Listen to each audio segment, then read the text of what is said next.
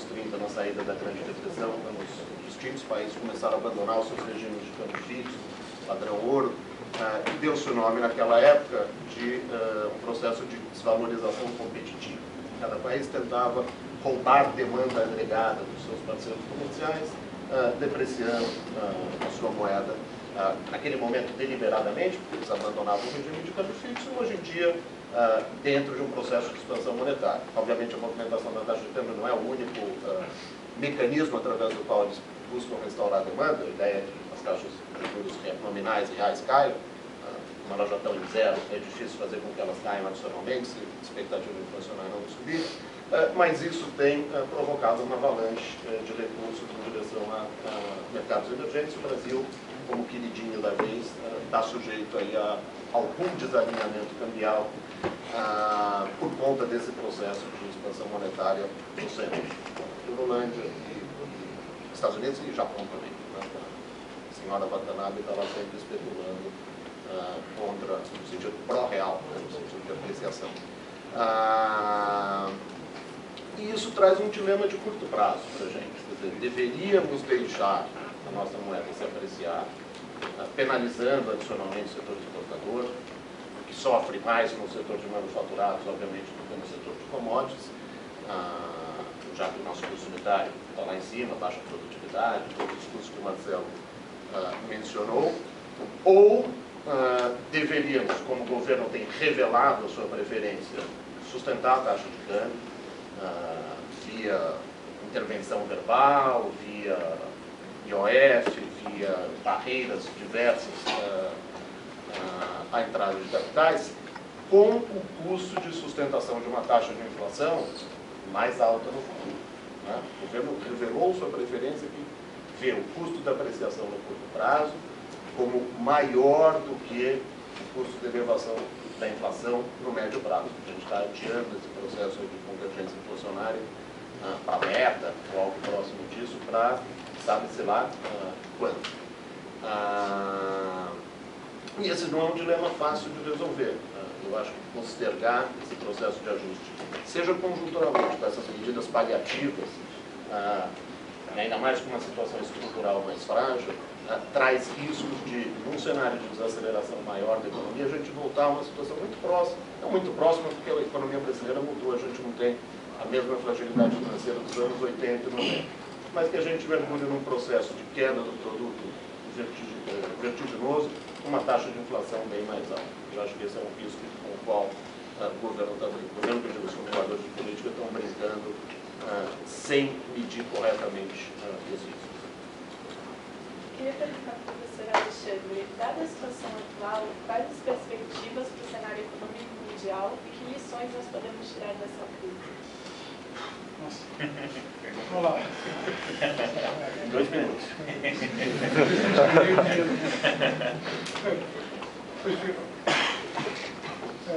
Acho que tem continuidade. Eu não trabalho num cenário que a gente tem um segundo mergulho recessivo na economia mundial. Ele está sempre lidando com esse risco, né? O Rubini, basicamente, a cada 4 semanas. Uma hora ele vai acertar o segundo mergulho, mas eu acho que não. Eu acho que ainda não é. Não tem um cenário em que, por incrível que pareça, a economia americana está dando alguma demonstração de força. Não é assim, não é nada extraordinário, mas a gente precisa. O mercado de trabalho americano mostrando alguns sinais um pouco mais sólidos de recuperação. Não é nada do outro mundo, porque nesse ritmo, aí depende um pouco das hipóteses, mas eles vão demorar mais alguns anos para chegar em taxas de desemprego minimamente comparáveis à do período pré-crise. Mas, enfim, algum sinal de recuperação. Europa, muito por força da expansão quantitativa, etc. A gente tem problemas, tem riscos ainda enormes. Então, mais ou menos, vai passar por uma recessão, já está passando no último mês, uma recessão que parece um pouco menos grave, bem menos grave do que se imaginava. A gente trabalhava, pelo menos algumas pessoas trabalhavam com um cenário de colapso, não parece com um cenário de colapso. Tem a China passando por um processo, baixou sua meta de crescimento, mas o crescimento ainda vai se manter patamares realmente. Então, é um cenário que não é brilhante do ponto de vista do crescimento, mas é um cenário em que você consegue ter uma expansão bastante moderada, vai trabalhar, ainda é um cenário que vai trabalhar com um hiato de produto gigantesco na economia mundial, obviamente mal distribuído, no lugar que a gente vai estar muito pior, no lugar que vai estar muito mais apertado, mas ainda é um cenário que a economia como um todo vai estar operando bem abaixo do pleno emprego, significa pressões inflacionárias globais razoavelmente contidas, né? De novo, cada país tem sua história, mas pensando como um todo, um mundo ainda onde inflação não é um problema, onde as políticas monetárias globais vão continuar muito frouxas por muito tempo. Que lições a gente pode tirar? Lições. Olha, vou falar um pouco da minha experiência. Quando a gente começou a ouvir falar da questão de crise financeira, subprime, etc., basicamente todo mundo falava, eu repeti isso algumas vezes, sem refletir, etc. Duas coisas. Primeiro, subprime, pequenininho, quer dizer, é grande, mas é pequeno relativamente à economia americana. E segundo, esse negócio está todo securitizado, está todo fora dos bancos, a gente fica até algum fundo de pensão vai perder dinheiro, mas os bancos não. Duas falácias. Então, o problema, acho que a lição que fica da estabilidade financeira, uma lição muito bem. Você não pode deixar bancos acumularem um montante de risco que foi acumulado, porque você gera uma situação que é perversa em várias dimensões. É perversa no sentido, quando o problema vem, ele de fato afeta todo mundo, que a descrição que o Marcelo fez, basicamente um ataque cardíaco na economia global, ele aconteceu com o sistema financeiro nitidamente. Todos os grupos financeiros travaram ali e a gente não estava entendendo muito bem o que estava acontecendo, até entender o contexto de fragilidade financeira que a gente deixou acumular.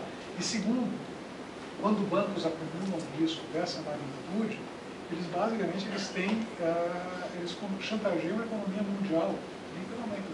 Com a história do grande demais para quebrar, é verdade. Quer dizer, o Fed bancou a aposta, vou deixar a Lehman quebrar. A consequência foi tão desastrosa que no momento seguinte, quando veio a AIG, falou, de jeito nenhum, tira esses caras. Ficou claro que a estratégia de deixa o cara grande quebrar, quer dizer, por mais que o pessoal, não, moral hazard, não tem o que fazer. Moral hazard, risco moral, você não ataca na hora que o problema surgiu, você tem que atacar antes. Então você não pode deixar esse problema aparecer. E a consequência disso, você vai ter que de alguma forma lidar com o acúmulo de risco no sistema financeiro. Como? Em parte é por regulação, mas vamos falar a verdade, regulação vai estar sempre um passo atrás das mentes mais criativas. Então, é uma concorrência desigual. Né? Você tem o burocrata dos bancos centrais, você tem, né, os egressos aqui do INSPER, né, do outro lado tentando fora. A solução vai ter que passar de alguma forma pela mudança na percepção de estrutura de risco do sistema financeiro. Não pode ser mais um jogo onde quando eu ganho é meu, quando eu perco a gente distribui. O princípio é fácil. Como transformar esse princípio em uma realidade é uma pergunta que a gente ainda não tem resposta. Então, envolve coisas do tipo, você não pode só receber bônus, você pode ter a possibilidade de ter um pedaço do seu bônus tomado, caso tenha um prejuízo. Você fala isso não quero nem ouvir falar dessa história, mas isso é uma possibilidade, quer dizer, você tem que estender o horizonte, você tem que estar